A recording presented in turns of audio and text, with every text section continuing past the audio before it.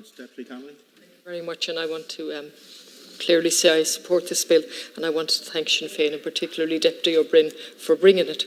And it sets out to a loophole. It doesn't really capture what's happened here, and where the certain builders can avoid the 20% right out to 2026 if they've bought the land in the last 5 years and they have planning permission that covers them up to 26. And somebody has already said that could possibly bring us up to 2030, where those builders or developers are excluded. So I fully support this. I want to come back to just the overall housing.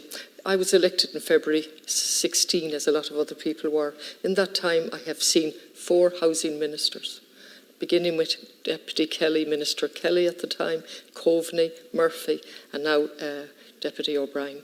And during that time, I've seen 2 major policy statements: Rebuilding Ireland, and in my opinion, Rebuilding Ireland in the shape of the developers and learning absolutely nothing from the financial crisis, from climate problems, and recently from COVID, that we simply cannot continue on the way we're going.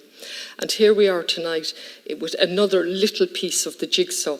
And I've watched various pieces of the jigsaw. Later on tonight, I'm asking a question of a review of the Help to Buy scheme. And interestingly, as an independent TD, I'm bringing a question in relation to, is it intended to phase it out, given the problems with it? And a Fianna Fáil TD is bringing a question to keep it going. So it's very interesting. And there's a very interesting review from the Department of Finance on it. So I believe that the problem here is that we are dealing with homes as a commodity, something to be traded on the market, and that's the problem.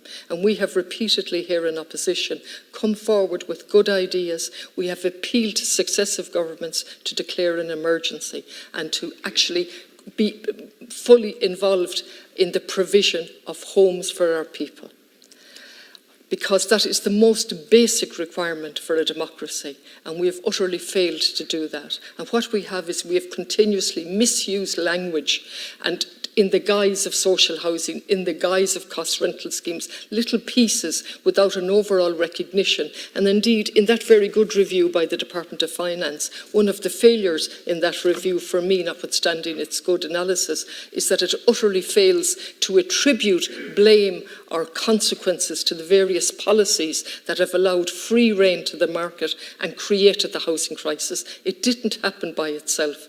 And one of the Labour TDs stood up earlier on and found fault with one of the speakers for not placing their 2015 change in context when it went from 20 to 10%.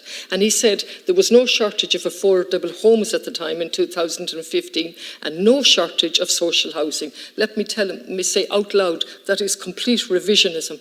I was a councillor from 1999 in Galway to 2016, and the crisis started way before 2015. We stopped constructing social housing, public housing, from 2009 onwards. No more houses were constructed. Significantly in 15, when Labour with Fine Gael changed the 20% to 10%, it was also absolutely connected with the new HAP payments, where people were removed from the housing waiting list. If they were in receipt of a HAP payment, they were told they were adequately housed. That is now costing £1 billion per year to the taxpayer, straight into the taxpayer's pocket. And that's bad enough, but what's worse is artificially keeping prices high. So we in the guise of some good things in the new policy, overall, we're still reliant on the market. And if there's any doubt about that, let me quote from the Minister's foreword. And he mentions, I think, the squeezed middle, fails to define them at least 4 times in 2.5 pages. And in the 30 seconds left, he tells us clearly, the squeezed middle, this plan is for the squeezed middle. So we know now that housing for all is for the squeezed middle. And let's hear it. People who work hard and play by the rules but seem to have nothing to show for it at the end of the day. That's who this plan is for.